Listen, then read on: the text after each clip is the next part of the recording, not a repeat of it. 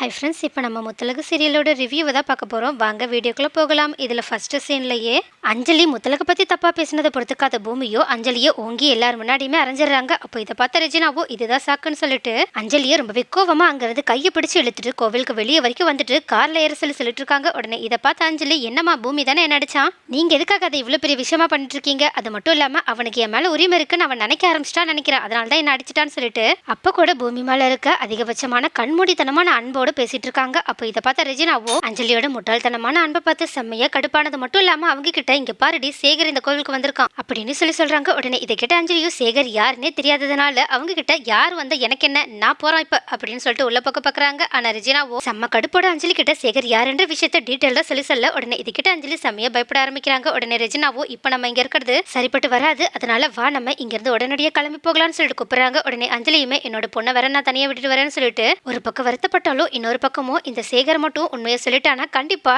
ரொம்ப பெரிய பிரச்சனை அவங்களுக்கு வரும்ன்றதை புரிஞ்சுக்கிட்டு உடனடியாக அவங்களோட அம்மா கூட சேர்ந்து அங்கிருந்து கிளம்பி போயிடுறாங்க. ஆனா இது தெரியாத கோவிலுக்குள்ள இருக்கவங்களோ அஞ்சலி அவங்க அம்மா ரெஜினா கூட சேர்ந்து சீக்கிரமா உள்ள வந்துருவாங்கன்னு சொல்லிட்டு அவங்களுக்காக வெயிட் பண்ணிட்டு இருக்காங்க. ஆனா ரொம்ப நேரம் ஆகியும் அவங்க ரெண்டு பேருமே வராததுனால எல்லாருமே செம்ம டென்ஷனோட வெயிட் பண்ணிட்டு இருக்காங்க. அது மட்டும் இல்லாம அந்த நேரத்துல குழந்தையுமே கீழே ரொம்ப நேரம் படுத்ததுனால ரொம்பவே கதறி கதறி அழ ஆரம்பிக்குது. அதுவும் முத்தலகு அந்த ஆண் குழந்தைய எடுத்து என்னாச்சுன்னு சொல்லிட்டு பார்க்கும்போது அந்த குழந்தைக்கு புற விழுந்திருக்கிறத முத்தலகு கவனிச்சுட்டு ரொம்பவே பதட்டப்பட்டு இந்த விஷயத்த பேச்சுக்கிட்ட சொல்றாங்க. உடனே பேச்சியும் ரொம்பவே பதட்டப்பட்டு, இப்போ சீக்கிரமா குழந்தைக்கு உரை எடுக்கணுமே, அப்படி இல்லைன்னா குழந்தை ரொம்ப நேரமா அழுதுகிட்டே இருந்து ஏதாவது ஆயிடுமேன்னு சொல்லிட்டு அங்க இருக்கவங்க கிட்ட, உங்களுக்கு யாராவது ஒரே எடுக்கிறவங்கள தெரியுமான்னு சொல்லி கேட்கும்போது அப்ப கூட்டத்துல இருந்து ஒரு லேடி மட்டும் கை தூக்கி, எனக்கு ஒரே எடுக்க தெரியும்னு சொல்லிட்டு முன்னாடி வராங்க. உடனே அதை பார்த்துட்டு பேச்சியும் ரொம்பவே சந்தோஷப்பட்டு, வாதானம் உனக்கு ஒரே எடுக்க தெரியுமா, சீக்கிரமா குழந்தைக்கு வந்து ஒரே எடுத்து விடுன்னு சொல்றாங்க. உடனே அதை கேட்டுட்டு அந்த லேடியுமே உடனடியே முத்தலுக்கு கையில இருந்து அந்த குழந்தைய வாங்கிட்டு ரொம்பவே பக்குவமா அந்த குழந்தைக்கு ஒரே எடுத்துட்டு இருக்காங்க. அது மட்டும் இல்லாம கடைசியில எடுத்து முடிச்சுட்டு அந்த குழந்தைய அமைதிப்படுத்திட்டு முத்தலுக்கு கையிலேயே அதை எடுத்து கொடுக்குறாங்க. இதை பார்த்துட்டு பேச்சியுமே ரொம்பவே சந்தோஷப்பட்டு அந்த லேடி தனத்துக்கிட்ட ரொம்பவே நன்றி சொல்லிட்டு இருக்காங்க. உடனே அதை கேட்ட அந்த லேடியுமே பேச்சுக்கிட்ட ரொம்பவே பெருந்தன்மையோட, பரவாயில்லமா இதுல என்ன இருக்குன்னு சொல்லிட்டு அங்கிருந்து கிளம்பி போக பாக்குறாங்க. ஆனா கரெக்டா அந்த நேரம் பார்த்து உள்ள இருந்து வந்த ஐயரோ பேச்சுக்கிட்ட ரொம்பவே பதட்டமா, நல்ல நேரம் வர முடிய போகுது, சீக்கிரமா உங்களோட மருமகளை வர சொல்லுங்க, ஏன்னா ரெண்டு பேரும் சேர்ந்தாதான் இந்த சடங்கை செஞ்சு முடிக்க முடியும், ஒரு வேளை நேரம் தவறிச்சுன்னா கண்டிப்பா அது குழந்தைக்குமே தரலான்னு சொல்லிட்டு இருக்காங்க. உடனே இதை கேட்ட முத்தலுக்கு, இதுக்கு முன்னாடி அவங்களோட குழந்தைய கடத்த முயற்சி பண்ணதை பத்தி யோசிச்சு பார்த்துட்டு ரொம்பவே பதட்டப்பட்டு பேச்சுக்கிட்ட, இப்ப என்னங்க பண்றது, இன்னுமே அவங்க வரலையேன்னு சொல்லி கேட்க, உடனே பேச்சியுமே சில ஆளுங்களை அனுப்பி அஞ்சலியை ரெஜினாவும் வெளியே இருக்காங்கன்னு சொல்லிட்டு பார்த்துட்டு வர சொல்றாங்க. உடனே அந்த ஆளுங்களுமே வெளியே போய் பார்த்துட்டு வரும்போது கரெக்டா அஞ்சலி ரெஜினா கிளம்பி கார்ல போறதை பார்த்துட்டு உடனடியே இந்த விஷயத்தை பேச்சுக்கிட்ட சொல்றாங்க. உடனே இதை கேட்டுட்டு பேச்சு செம்மையா கடுப்பாக்குறாங்க. அது மட்டும் இல்லாம இந்த நேரத்துல போய் இப்படி அஞ்சலி அவளோட குழந்தைய இப்படி விட்டுட்டு போயிட்டாலேன்னு சொல்லிட்டு ரொம்பவே அஞ்சலி மேல கோவமும் பட செய்யறாங்க. ஆனா அப்போ இது எல்லாத்தையுமே பார்த்துட்டு இருக்க பூஜாரியுமே, இப்ப கோவப்படுறதுக்கான நேரம் கிடையாது, சீக்கிரமா சடங்கு செஞ்சாகணும், பேசாம அஞ்சலியோட ஸ்தானத்துல நீங்க வேற யாரையாவது வச்சு கூட இந்த சடங்கு செஞ்சு முடிக்கலாம்னு சொல்றாங்க. உடனே இதை கேட்ட பேச்சு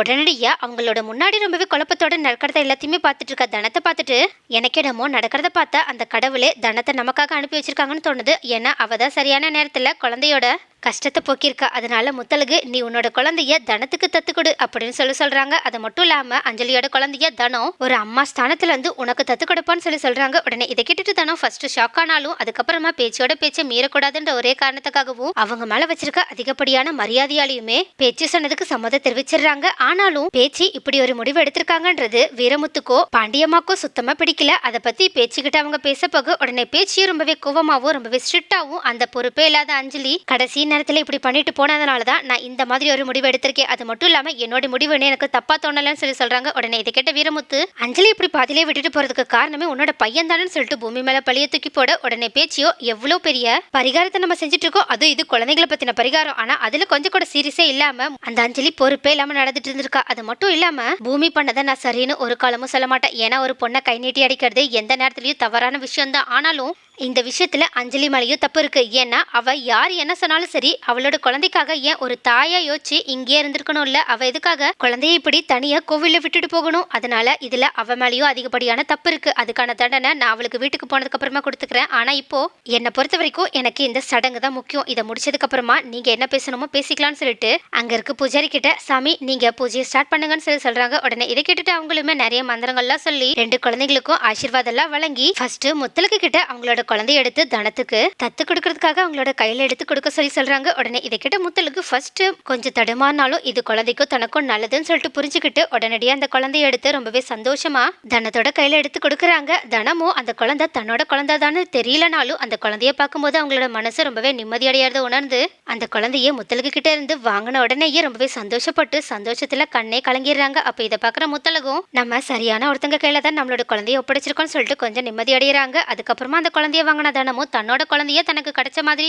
யோசிச்சு பார்த்துட்டு அந்த குழந்தைக்கு முத்தெல்லாம் கொடுத்து ரொம்பவே அழகா பாத்துக்கிறாங்க. அந்த குழந்தையுமே தன்னோட உண்மையான தாய் தான்றது புரிஞ்சுக்கிட்டா என்னன்னு தெரியல. தனத்தோட கைக்கு போன உடனேயே ரொம்பவே சந்தோஷமா சிரிக்க ஆரம்பிக்குது. இதை பார்த்துட்டு முத்தலுக்குமே ரொம்பவே சந்தோஷப்பட்டு இருக்காங்க. அதுக்கப்புறமா அந்த பூஜாரி தனத்துக்கிட்ட அந்த பெண் குழந்தைய எடுத்து அந்த குழந்தையோட காதுல இதுக்கப்புறமா உன்னோட அம்மா முத்தலுக்கு தான் 3 தடவை சொல்லிட்டு முத்தலுக்கு கையில அந்த குழந்தைய ஒப்படைங்கன்னு சொல்றாங்க. உடனே ரொம்பவே சந்தோஷமா அந்த பெண் குழந்தைய எடுத்த தனமுமே அந்த குழந்தையோட காதுல 3 தடவை இனிமே உன்னோட அம்மா முத்தலுக்குன்னு சொல்றாங்க. அப்போ இந்த வார்த்தையை கேட்கும் போதே முத்தலுக்கு ரொம்பவே சந்தோஷப்படுறாங்க. ஆனா பக்கத்துல நின்றுட்டு இருக்க பூமிக்கோ இது எதுவுமே சுத்தமா பிடிக்கலனாலும் அந்த குழந்தையோட நல்லதுக்காகவும் முத்தலுக்கோட சந்தோஷத்துக்காகவும் இதுக்காக ஒத்துக்கிட்டு ரொம்பவே அமைதியா நின்றுட்டு இருக்காங்க. உடனே இதை பார்த்துட்டு தனமுமே அந்த குழந்தைய எடுத்து முத்தலுக்கு கையில வைக்கும் போது லைட்டா திடீர்னு ஸ்லிப் ஆன மாதிரி தெரியுது. உடனே பக்கத்துல அந்த பூமி பதட்டத்துல அந்த குழந்தைய தாங்கி பிடிக்கிறாங்க. இப்படி தாங்கி பிடிக்கும் போது முத்தலகும் பூமியும் சேர்ந்தே அந்த குழந்தைய தனத்துக்கிட்ட இருந்து வாங்குற மாதிரி ஆயிடுது. அப்போ கரெக்டா கோவில்ல இருக்க மணியுமே அடிக்க அங்க இருந்து பூஜாரியுமே ஏதோ தெய்வ சக்தி இருக்கிறது உணர்ந்து உடனடியா அவங்க கையில இருந்து பூ எல்லாத்தையுமே எடுத்து அந்த குழந்தைக்கும் முத்தலகு பூமிக்கும் ஆசீர்வாதம் பண்ற மாதிரி அவங்களோட தலைமையில எடுத்து போடுறாங்க. அதனால முத்தலகு பூமியும் ஏதோ ஒரு சந்தோஷத்தை உணர ஆரம்பிக்கிறாங்க. அதே சமயம் அந்த குழந்தையுமே இது எல்லாமே தெரிஞ்சு நடக்கிற மாதிரி சிரிக்கவும் ஆரம்பிக்குது. அப்போ இது எல்லாத்தையுமே பார்த்துட்டு இருக்க பூமியோ